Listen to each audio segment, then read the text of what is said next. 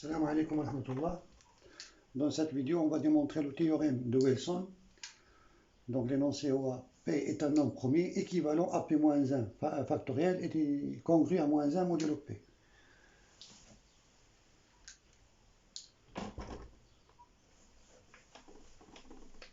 Donc je vais démontrer d'abord le sens inverse, c'est-à-dire P-1 factoriel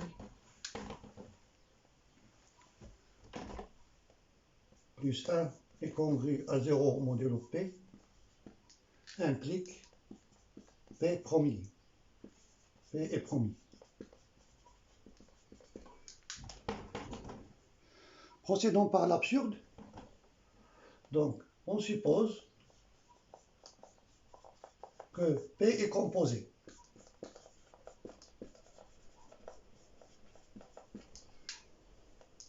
Donc, il existe D appartient à N,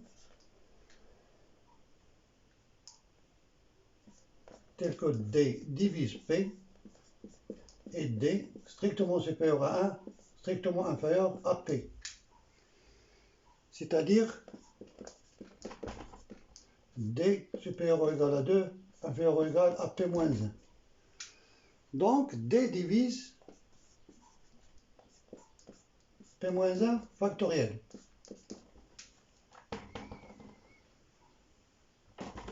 Et D divise P. Donc, D divise P-1 factoriel plus 1.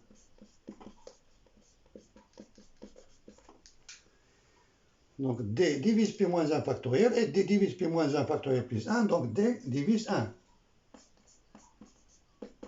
D égale à 1.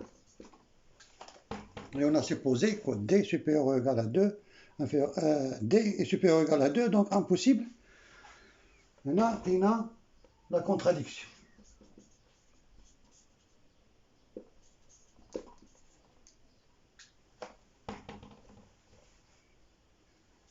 Donc, P est premier.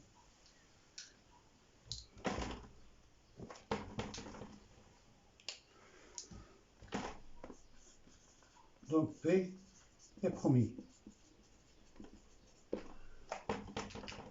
L'autre sens.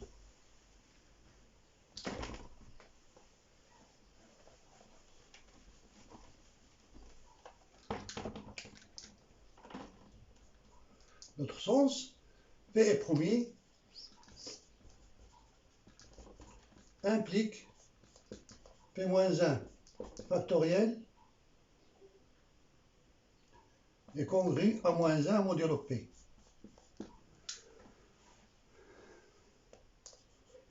Donc P-1 factoriel congru à moins 1 modulo P équivalent à P-1 factoriel congru à P-1 modulo P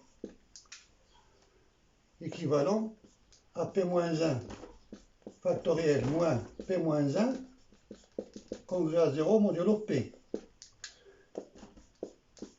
P-1 facteur de P-2 factoriel, j'ai factorisé par P-1, moins 1 est congru à 0 modulo P. Maintenant, j'ai oublié d'écrire que P supérieur ou égal à 5. Je vais démontrer cette implication pour P supérieur ou égal à 5. Pourquoi? Pour pouvoir écrire P-2 factoriel. Sinon, si P égale à 2, je ne peux pas écrire 2 moins 2 factoriel.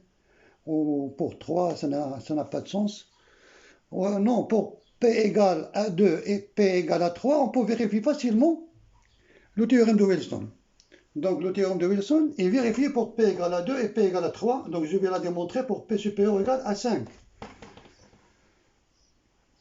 D'accord? Donc cela est équivalent à dire que P divise P-1 facteur de P-2 factoriel moins 1. Et puisque P et P-1 sont premiers entre eux, donc d'après le théorème de Gauss,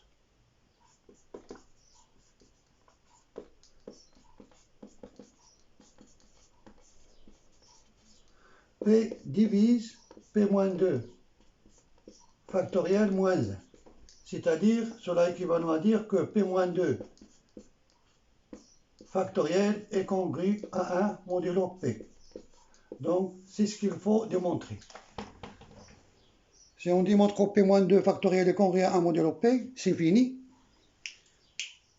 Donc, on va essayer de montrer cette proposition.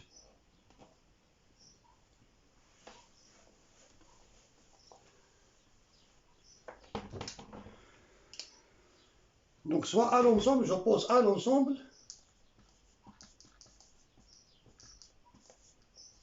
de 3 jusqu'à P-2.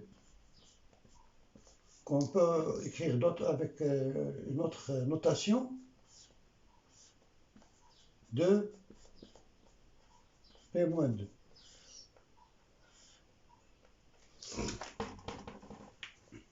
On a quel que soit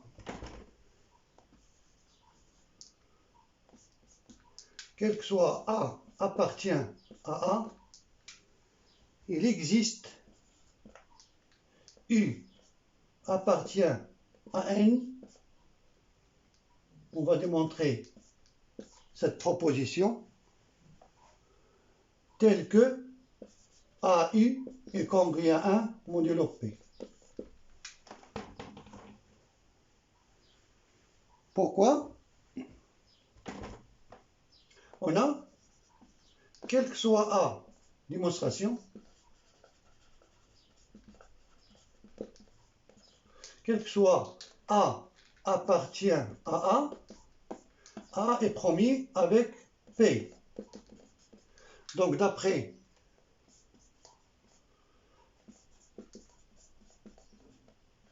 le théorème de Buseau, il existe un couple UV qui appartient à Z croix Z, tel que AU plus P fois V égale à 1.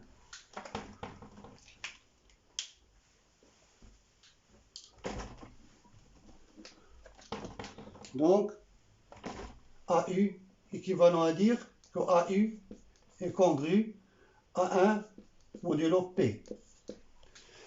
Mais dans les coefficients de Buseau, remarquons que U et V ne peuvent pas être tous les deux négatifs ou bien tous les deux positifs. Donc un est positif et l'autre négatif. C'est évident, si U et V sont tous les deux négatifs, donc son nombre est strictement négatif, ne peut pas être égal à 1. Même chose, si U et V sont strictement positifs, donc son nombre AU plus PV est strictement supérieur à 1. C'est évident. Donc, U peut être négatif. Donc, on va essayer de trouver un U', un autre nombre U', tel que AU' est congru à 1 modulo P. Donc, si U est positif, donc pas de problème, c'est ce qu'on cherche. Si U est positif, pas de problème. Si U est négatif, donc, il existe K appartient à N, tel que U plus K fois P égale à U' strictement positif. Bien sûr, c'est évident. Donc, on ajoute P, 2P, 3P, jusqu'à ce qu'on arrive à un nombre positif. Donc, c'est évident. Bien sûr, on peut prendre K supérieur à moins U sur P. Pour K supérieur à moins U sur P, on a U plus Kp égale U' supérieur strictement à 0. Donc on peut prendre K supérieur à moins U sur P. Ou là, K supérieur, donc on peut prendre la valeur, la partie entière de son nombre plus 1. Donc si je prends K égale la partie entière de son nombre plus 1, on a U plus Kp égale U' supérieur strictement à 0. Donc,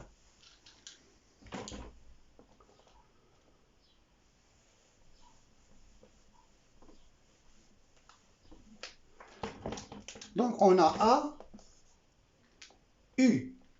Il y a U' moins KP, congru à 1 modulo P. Donc AU' est congru à 1 plus AKP modulo P.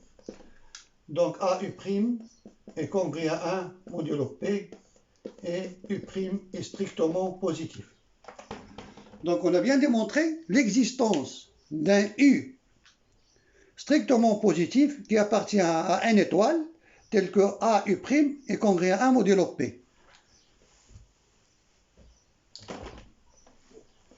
Très bien.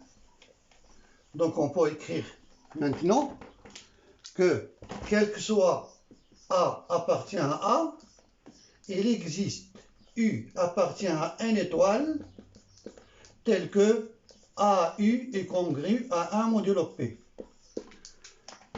Très bien. Donc je vais faire la division euclidienne de U par P. Donc il existe, voilà, U égale PQ plus R, avec R strictement inférieur à P, supérieur ou égal à 0. Bien sûr, R ne peut pas être égal à 0. C'est ce qu'on va voir maintenant.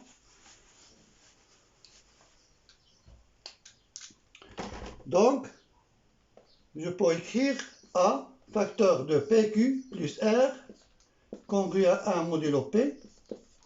Donc, AR est congru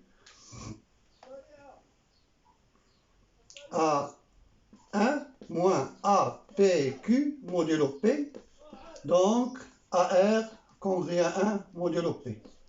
Donc, bien sûr, R ne peut pas être égal à 0, sinon on trouve 0 et congru à 1 modulo P. Donc, R est R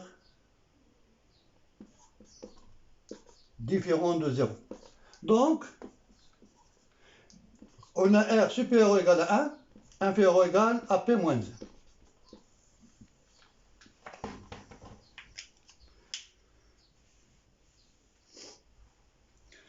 On va démontrer que R ne peut pas être égal à 1 ni P moins 1.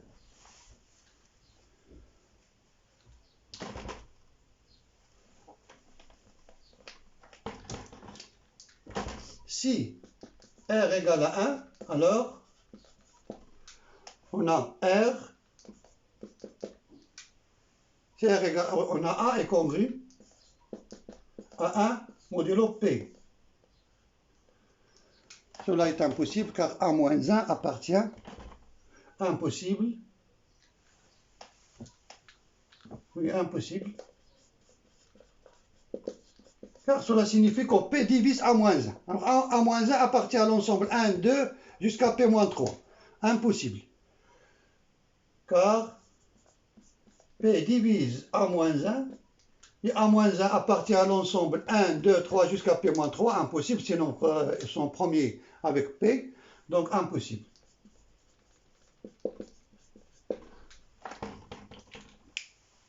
Donc R ne peut pas être égal à 1. Même chose, R ne peut pas être égal à P moins 1. Car si R égale à P moins 1, alors on a A facteur de P moins 1 est congru à 1 modulo P. Donc AP moins A congru à 1 modulo P. C'est-à-dire que moins A congru à 1 modulo P. C'est-à-dire A congru à moins 1 modulo P, moins 1 et AP moins 1 modulo P. Non, je vais laisser. Je vais écrire A plus 1 congru à 0 modulo P. Alors on a A plus 1 appartient à l'ensemble 3 jusqu'à P moins 1, impossible. Donc A plus 1 appartient à l'ensemble 3 4 jusqu'à P-1. Donc, on a P est premier avec A plus 1, il ne divise pas A plus 1. Impossible.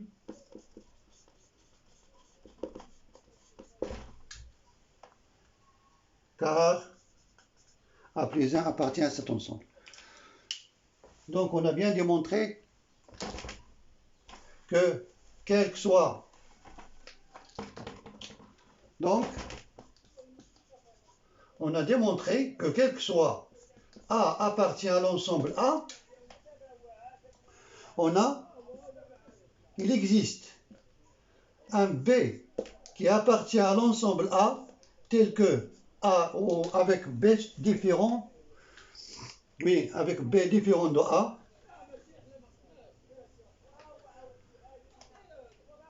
non, je vais démontrer que B est nécessairement différent de A. Maintenant, j'ai démontré que l'existence de B qui appartient à A, tel que AB est congrue à 1 modulo P, c'est-à-dire A est inversible. Je vais démontrer maintenant que B ne peut pas être égal à A. Montrons que B est différent de A. Donc procédons par l'absurde. Si A égale à B, alors on a A au carré est congru à 1 modulo P. Donc P divise A au carré moins 1. Équivalent à P divise A moins 1, facteur de A plus 1. Mais cela, c'est impossible à outre. Pourquoi? Parce que P est premier avec A plus 1, parce que A plus 1 appartient à l'ensemble 3, 4 jusqu'à P moins 1. Donc, elle reste P divise A moins 1, impossible parce que A moins 1 appartient à l'ensemble 1, 2, 3 jusqu'à P moins 3. P est premier avec A plus 1 et elle dit impossible car P est premier avec A plus 1 et P est premier avec A moins 1. Donc P est premier avec le produit. Donc impossible. Donc B différent de A. C'est-à-dire l'inverse de A est différent de A.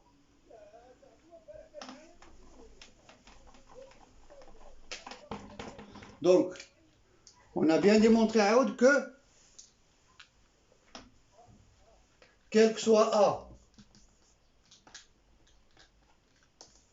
appartient à A, il existe B appartient à A, tel que A différent de B et AB, A différent de B et AB est congru à 1 modulo P.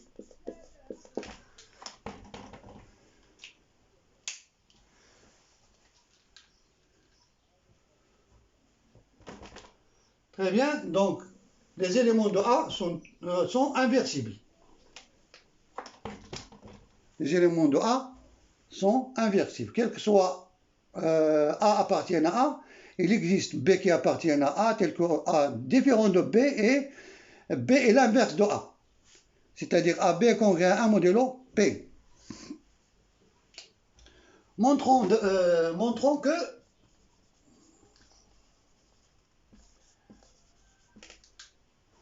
si A, B, un couple qui appartient à A au carré, A différent de B bien sûr, alors l'inverse de A est différent de l'inverse de B. Alors, par l'absurde, supposons que C égale l'inverse de A égale l'inverse de B. C'est-à-dire A et B ont le même inverse, C. Donc, AC est congru à 1 modulo P et BC est congru à 1 modulo P. Donc, Si je fais la différence, A moins B fois C est congrue à 0 modulo P. Alors P est premier avec C, ce qui implique que P divise A moins B. Cela est impossible. Pourquoi? Parce que A moins B, on dit A, car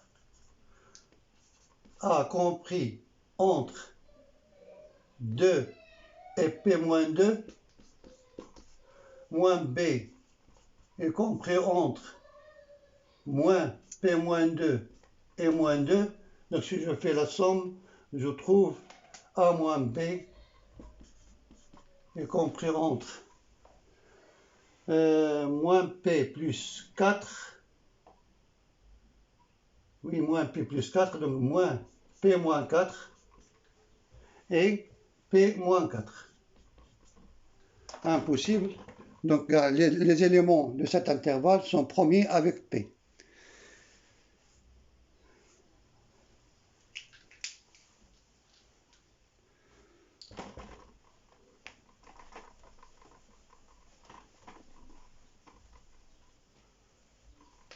Donc, on a démontré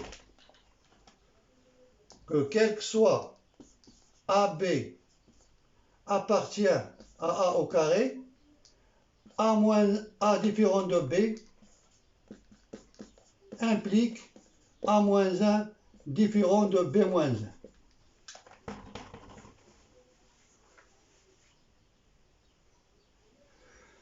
Maintenant, je vais noter l'ensemble B égale l'ensemble des A, l'ensemble des X par exemple, qui appartient X qui appartient à A,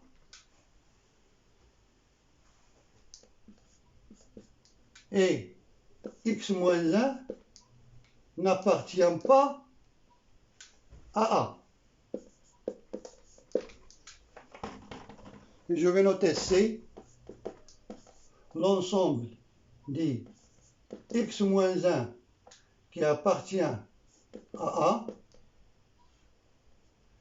et X n'appartient pas, c'est pas A, n'appartient pas à B, et X n'appartient pas à C.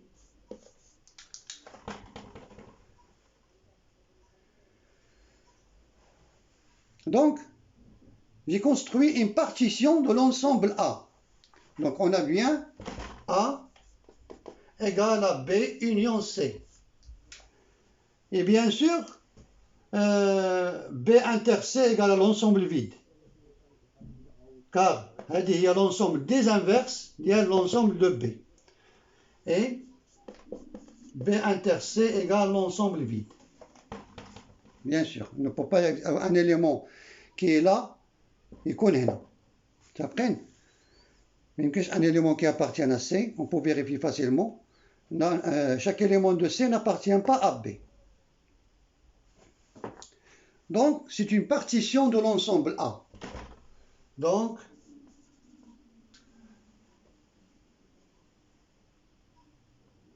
le produit des éléments de A avec A appartiennent à A, fois le produit des éléments B avec B appartient à C, égale 2 fois 3 telle fois P moins 2. Et bien sûr, chaque élément de B a son inverse dans C. Donc, هذا هو congrue à 1 modulo P. Donc, 2 fois 3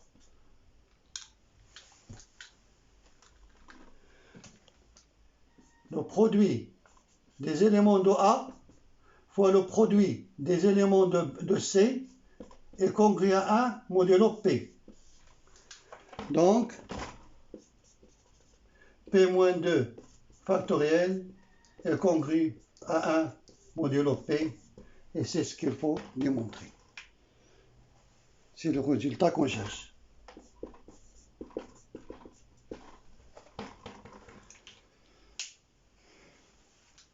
Très bien. Je note bien les démonstrations que je fais ne sont pas des copier-coller à les démonstrations اللي كاينين في Google, mais démonstration faite par moi-même. Donc, à la prochaine vidéo, Inch'Allah. Assalamu alaikum wa rahmatullahi ta'ala wa barakatuh.